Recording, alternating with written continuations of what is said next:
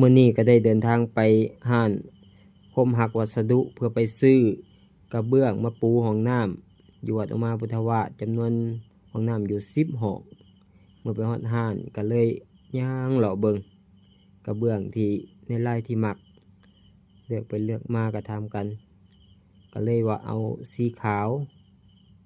ที่มีรูปปลา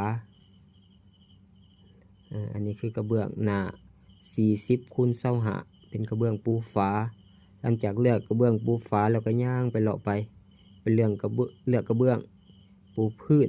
หน้า40 คูณ 40กระเบื้องปูพื้นก็เลือกเบิ่งแล้วก็ได้ลายที่มัก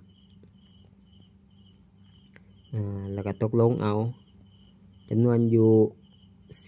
40แก๊สบ่ผิดขออภัยจำนวนอยู่79แก๊สนี่คือลายที่เอาปูพื้น79แก๊สเลือกได้แล้วก็ไปจ่ายเงินแล้วก็ซื้อปูนกาวแดเศร้าสอบซื้อยาแนวแน่ซื้อยาแนวแน่แล้วก็ให้ห้านเขามาส่งแล้วก็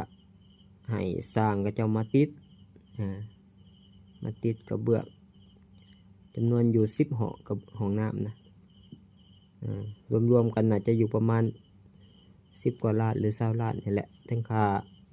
อุปกรณ์ค่าสร้างอันนี้คือสร้างก็จะมาติดตั้งมาติดกระเบื้องมันงามอยู่บ่ญาติโยมก็ถ่ายเบิ่งสนี้เนาะสาธุ